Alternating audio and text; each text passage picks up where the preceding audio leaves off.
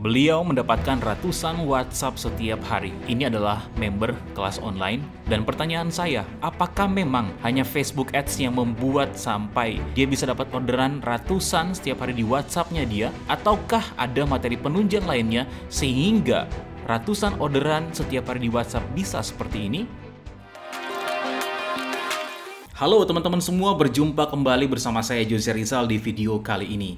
Di video kali ini saya ingin menyapa buat semua teman-teman yang baru aja subscribe di channel ini. Selamat datang. Di channel ini saya banyak sekali membahas tentang Facebook Ads, Dropship, landing page, email marketing, teknik closing, dan berbagai macam ilmu digital marketing lainnya. Nah, di kesempatan kali ini saya akan beritahukan kepada teman-teman semua apa sih faktor-faktor yang membuat closingan bisa lebih banyak atau hal-hal penunjang lain yang membuat closingan Facebook Ads teman-teman itu bisa menjadi lebih masif lagi. Iya, saya tahu banyak di antara teman-teman semua yang di Facebook Ads itu masih pemula, bahkan ada yang masih belajar dari nol, dan ada yang coba-coba sendiri ya. Kalau coba-coba sendiri biasanya trial error yang teman-teman alami, dan akhirnya hasilnya tidak memuaskan. Nah, ini yang banyak membuat para pemula itu mengalami yang namanya kerugian atau yang kita kenal dengan boncos atau rugi. Nah, rugi itu banyak hal atau banyak faktor yang terjadi, tetapi fundamentalnya ada beberapa hal yang akan saya jelaskan kepada teman-teman untuk mengatasi masalah itu. Ya, langsung saja. Sebenarnya teman-teman perlu tahu Facebook Ads itu posisinya ada di mana sih? Ya, Facebook Ads itu adalah suatu media untuk mempertemukan produk dari teman-teman dan konsumen. Dan kalau kita zoom lebih jauh, zoom out lebih jauh, atau kita melihat dari sudut pandang yang lebih jauh, kita akan tahu sebenarnya di posisi mana Facebook Ads itu sendiri dan hal-hal apa saja yang membuat atau mendukung Facebook Ads ini sehingga Anda bisa mendapatkan hasil yang sangat maksimal. Oke, mari kita lihat yang namanya diagram ini atau ada kotak-kotak seperti ini. Saya akan menjelaskan bagaimana tentang alur iklan yang terjadi di Facebook Ads. Yang pertama adalah produk ya. Ketika kita sudah siapkan produk, nanti kita bikin ads kreatifnya seperti foto, video, copywriting. Kemudian itu nanti tayang di newsfeed orang atau di beranda orang. Kemudian kalau itu ads kreatifnya menarik, itu mereka akan klik dan masuk landing page-nya. Di landing page-nya ini mereka melihat penawaran dan apa bonus atau apapun yang kita taruh dalam landing page kita. Kemudian setelah itu baru nanti digiring lewat strategi Facebook Ads ya. Jadi ada beberapa optimasi yang dilakukan, baru nanti itu bisa masuk WhatsApp, dan di WhatsApp ini biasanya kalau kita market Indonesia closingnya via WhatsApp. Kemudian setelah akhir itu nanti kita bisa lakukan yang namanya list building untuk mendapatkan lifetime value audience atau LTV di Facebook Ads. Nah, sekarang coba saya lebih detail lagi nih ya. Perhatikan baik-baik teman-teman bahwa posisi FB Ads itu ada di nomor 4. Ya, posisi Facebook Ads ada di nomor 4. Ketika kita mau beriklan, ketika mau belajar tentang Facebook Ads, itu posisinya ada di nomor 4. Sebelum nomor 4 kan ada nomor 1, nomor 2, nomor 3, ya. Setelah itu juga ada nomor 5 sampai nomor 6. Nah, banyak teman-teman yang nggak tahu bahwa ya, kalau seandainya nomor 1, nomor 2, nomor 3 tidak benar ya, atau tidak sesuai, atau misalnya Anda settingnya salah, Anda cari produknya salah, ads kreatifnya salah, landing page-nya salah, mau sebagus apapun strategi FB Ads-nya ini tidak akan work. Ya. Oke, bisa dipahami ya. Ataupun misalnya nih, produk udah bagus, ads kreatif udah bagus, landing page udah bagus, Facebook Ads sudah bagus, tapi tiba-tiba ketika leads atau initial checkout atau misalnya apapun yang Anda pakai eventnya, ya kemudian itu sudah masuk di WhatsApp, kemudian di WhatsApp ini Anda nggak bisa meng-closing orang, sama aja Anda akan mengalami kerugian. Kenapa? Karena Anda nggak mampu closing orang di WhatsApp. Dan kemudian untuk maintenance data konsumen Anda harus menggunakan list building. Kalau misalnya nggak closing di WhatsApp, nggak dapat data buat list building, nggak dapat email dan lain sebagainya, nomor WhatsApp, sehingga kita tidak bisa mengoptimasi lebih masif lagi, ya. Nah, dengan melihat alur iklan seperti ini, teman-teman paham kan bahwa ternyata yang menentukan keberhasilan Facebook Ads itu bukan hanya FB Ads itu sendiri. 1 produk, 2 ads kreatif, 3 landing page, ada juga yang 5 WhatsApp, yang ke-6 juga ini ke belakangnya kita bisa bikin list building, ya, list building email, nomor WhatsApp.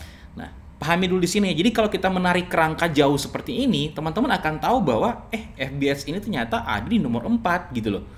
Artinya dia nggak bisa berdiri sendiri, dia harus didukung oleh produk yang menarik dan dibutuhkan audiens. Saya jelaskan sebentar nanti. Ads kreatif juga, didukung ads kreatif yang menarik, landing page yang convert, dan didukung juga oleh teknik closing yang benar. Sampai di sini bisa dipahami nggak teman-teman? Jadi itu adalah framework yang harus teman-teman pahami ya. Framework atau istilahnya adalah kerangka bagaimana alur iklan Facebook Ads ini bisa berjalan sampai orang beli. Nah, kita lanjut teman-teman. Seperti ini ya. Ini kalau misalnya benar strategi yang teman-teman lakukan, saya barusan dapat cerita dari member saya di mana dia waktu off kemarin ya, off lebaran, dia itu melakukan tadi saya bilang ya, ads kreatifnya dibuat baru, konten baru, penawarannya dibuat lebih baru lagi ya, kemudian dia launching iklan tanggal 15 dan langsung meledak. Itu dia dapat omset semuanya 17 juta dan alhamdulillah puji Tuhan ini bertepatan dengan momen lahiran anaknya. Jadi biaya untuk lahiran anaknya itu didapat dari profit tanggal 15 sampai 16 Mei ya. Oke. Nah, kalau teman-teman juga pengen lihat materi-materi lainnya ya yang saya sudah bahas dan insight-insight terbaru seputar Facebook Ads, teman-teman bisa cari IG saya Jose Rizal Jo. Ini banyak sekali materi-materi yang teman-teman bisa cek di IG saya, juga di story saya, cari Jose Rizal Jo, Jose Rizal Joe. Atau misalnya kalau teman-teman ingin punya komunitas belajar seputar Facebook Ads, teman-teman bisa gabung dengan cara mengklik link di bawah video ini, ada untuk link grupnya ya. Dicek di bawah video ini. Oke. Lanjut aja teman-teman. Yang pertama produknya. Produk ini gimana? Tadi kan saya bilang langkah awal adalah produk ya. Bahkan setiap video YouTube saya mengulang-mengulang bahwa produk-produk itu harus dibutuhkan. Pertama dibutuhkan atau produk market fit atau PMF.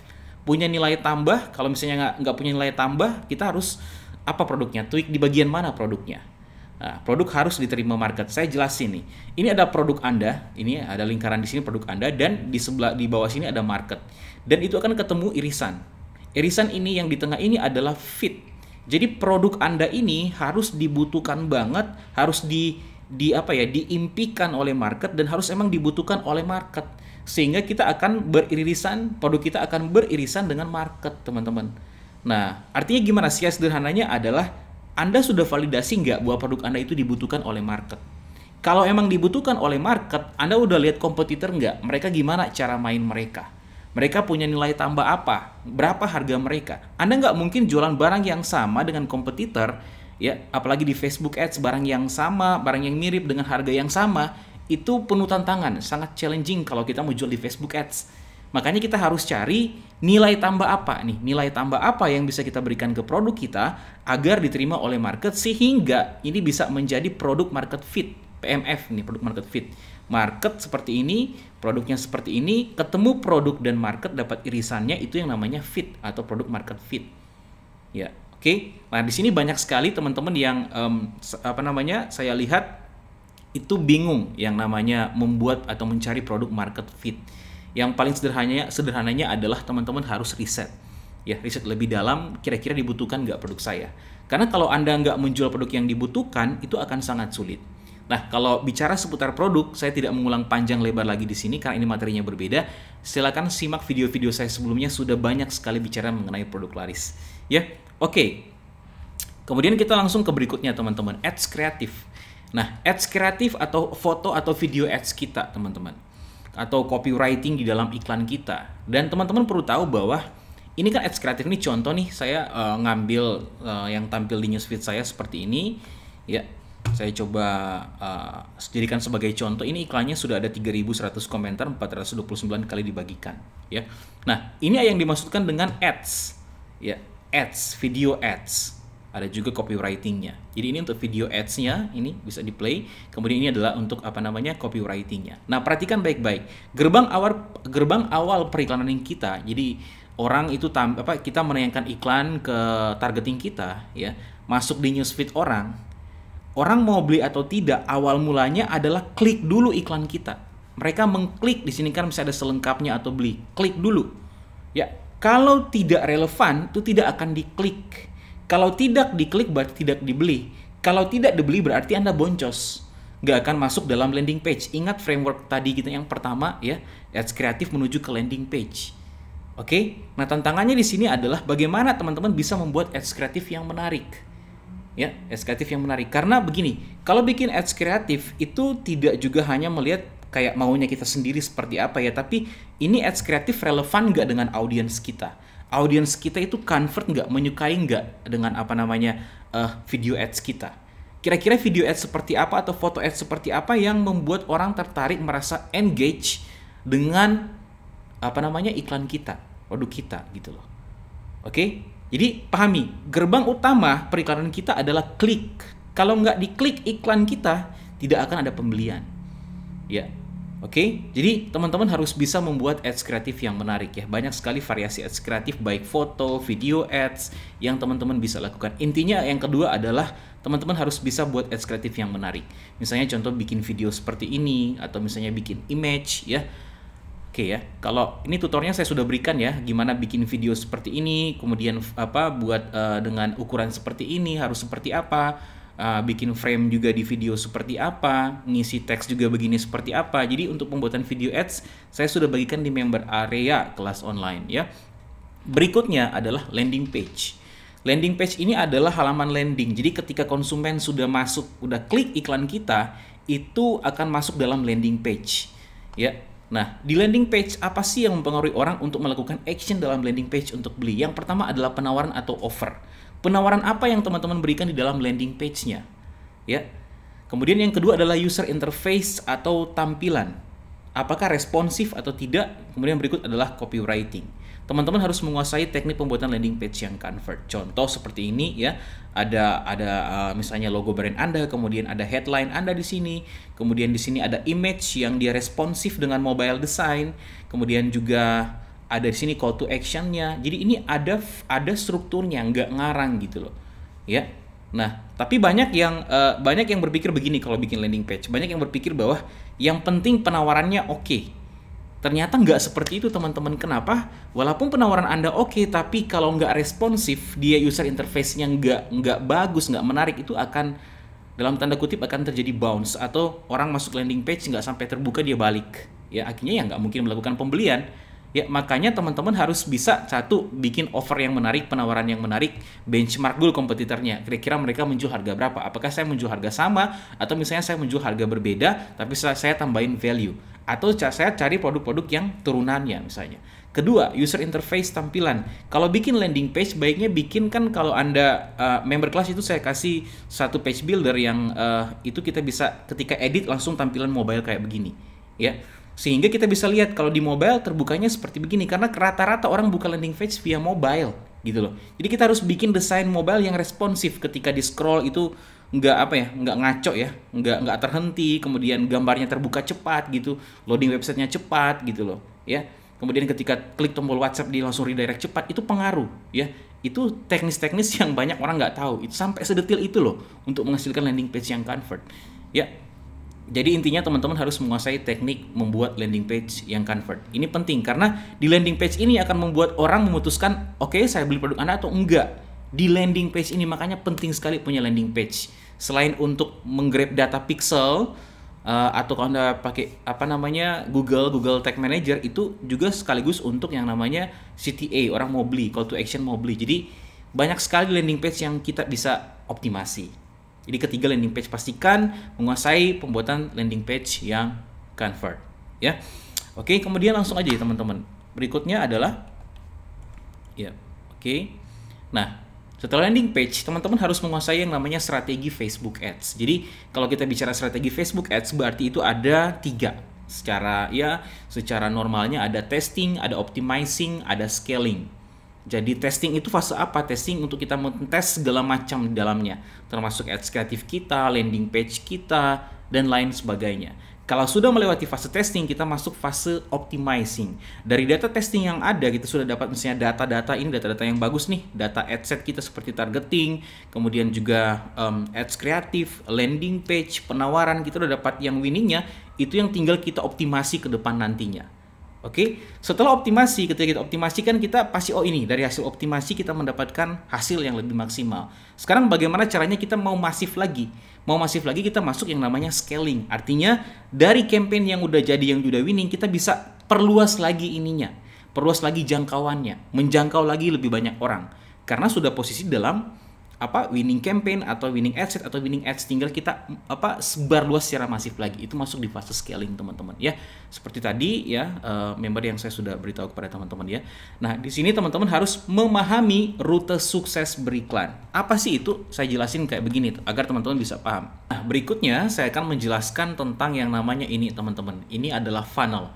Funnel itu adalah corong ya. Funnel dalam marketing ya, corong dalam penjualan.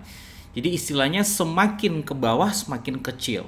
Sebentar saya jelaskan istilah yang ada di kiri dan kanan daripada gambar ini, tapi saya jelasin dulu bahwa corong ini, perhatikan, dari yang paling atas tuh besar, kemudian masuk lagi ke bawah semakin kecil, dan paling bawah semakin kecil.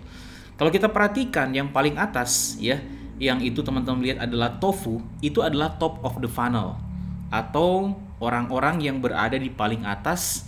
Kalau di sebelah kanan kita bisa lihat itu dikategorikan awareness ya, atau adalah audiens yang cukup lebar ya, masih umum banget. Oh, jadi ini seperti Anda pertama-tama tayangkan iklan dulu misalnya ke 1 juta orang. Nah, yang di paling atas yang di posisi tofu awareness ini adalah 1 juta orang. Oke. Nah, dari 1 juta orang ini itu akan masuk lagi turun ke bawah. Jadi akan masuk lagi di tahap MOFU atau middle of funnel MOFU, atau di sebelah kanan istilahnya consideration. Nah, orang-orang yang tadi yang berada di fase tofu awareness ini, dia akan ketika dia melihat iklan Anda, kalau dia produk Anda relevan ya, dan disetujui oleh audiens, disetujui oleh dia, emang dia banget, dia akan masuk lagi lebih dalam. Akhirnya dia akan mulai mencari tahu tentang Anda. Siapa sih produk ini? Mungkin dia masuk lewat IG Anda, cek IG Anda, dia lihat YouTube Anda misalnya kalau punya YouTube, dia lihat fans page Anda misalnya, dia lihat misalnya toko di marketplace Anda gitu. Dia pengen mengetahui lebih lanjut. Namun perpindahan dari tofu awareness ke MOFU consideration ini, itu misalnya 1 juta nih orang tuh akan lebih kecil. Mungkin ya akan dari 1 juta mungkin tinggal 500.000 misalnya, setengahnya misalnya nih. Karena dia pasti akan berkurang, namanya funnel akan berkurang. Ya. Nah, jadi posisi tofu tadi 1.000, kemudian ke MOFU udah 1 juta, di tofu 1 juta, MOFU 500.000. Nah, setelah itu kan mereka akan memutuskan di fase ini, mereka masuk MOFU ini, mereka mulai mengenal siapa Anda ya, dan mereka review tentang produk Anda ya. Setelah itu karena Anda sering menayangkan iklan ke mereka, akhirnya mereka bagi mereka yang merasa related, bagi mereka yang merasa wah gua banget nih produknya, mereka akan take action atau decision. Nah, ini Anda bisa lihat di funnel paling bawah, BOFU bottom of funnel. Di sini kalau di sebelah kanannya adalah decision, atau di fase di mana orang-orang akan take action beli produk Anda. Oke. Nah, perhatikan dari MOFU consideration ke BOFU decision ini, ya itu semakin ke bawah semakin kecil kan? Kenapa? Contohnya tadi yang di MOFU consideration 500 orang nih. Tiba-tiba yang udah masuk BOFU yang paling bawah, yang mengambil keputusan hanya misalnya 500.000, kita setengah lah misalnya contohnya. 500.000 berarti 250.000 misalnya. Semakin kecil, tetapi terfilter, oh 250.000 orang ini yang akan melakukan pembelian produk Anda. Ya. Kemudian setelah itu, setelah terjadi pembelian, nah ini banyak orang yang nggak ngerti, orang hanya sampai di BOFU decision. Jadi orang setelah beli ya udah diamin. Padahal nggak seperti itu, ya. Orang-orang yang sudah masuk di bottom funnel Anda ini, ya mereka adalah orang-orang yang sudah beli produk Anda, sudah merasakan manfaat produk Anda. Kalau produk Anda bagus, produk Anda baik, mereka pakai bisa menyelesaikan masalah mereka, dan Anda membangun kedekatan dengan mereka, mereka akan tapi menjadi brand evangelis Anda. Apa sih brand evangelis ini? Jadi mereka yang secara tidak langsung mempromosikan produk Anda kepada teman mereka, keluarga mereka, saudara mereka. Dan teman-teman tahu bahwa rekomendasi orang memutuskan beli produk itu paling tinggi karena direkomendasikan oleh temannya, orang lainnya. Itu lebih convert dibandingkan orang itu lihat iklan. Ya, coba teman-teman, ada teman saudara rekomendasikan, saya baru beli produk ini, kamu beli dong, saya udah pakai bagus banget. Mana daripada kamu nonton iklan, lihat ini iklan produk ini, mana yang lebih Anda percaya? Tentunya teman Anda gitu. Karena fakta membuktikan, teman-teman bisa cari di googling ya, bisa googling bahwa orang rekomendasi dari teman itu lebih terbaik daripada iklan. Tapi bagaimana seandainya kalau iklan itu berisi konten rekomendasi dari teman atau video ads testimoni orang, itu akan lebih convert. Ini adalah secara umum tentang rute sukses. Masih ngomong soal kata-kata nih, teorinya gitu loh. Kalau prakteknya tentu dengan data-data ya. Oke, itu saya ajarkan di kelas online ya teman-teman ya. Oke, sampai di sini sudah paham ya teman-teman ya. Apa yang saya jelaskan ini ya, secara gambaran secara umumnya. Kemudian berikutnya nih ya, kita udah tahu kan bahwa udah sampai sini nih ya. Sebelum saya lanjut, saya balik dulu nih di paling pertama nih, alur iklan nih di sini. Ya, jadi kita sekarang sudah sampai di nomor 4 ya. Sudah sampai di nomor 4 ya. Facebook Ads udah jalan tadi yang tofu, MOFU dan lain sebagainya tuh ya. Udah masuk di situ. Nah, permasalahannya adalah kalau kita melakukan yang namanya kita pakai Facebook Ads kemudian pakai button WhatsApp, kita harus melakukan follow up kepada orang yang sudah masuk WhatsApp. Kenapa? Teman-teman nanti perhatikan ini. Yap, ini adalah video dari satu member di mana dia bisa mendapatkan ratusan WhatsApp setiap hari. Ini sebenarnya bukan 1, 2, 3 doang. Ada banyak member, tapi saya hanya ngambil satu sampel. 300 WhatsApp setiap hari. Apakah semuanya membeli hari itu juga?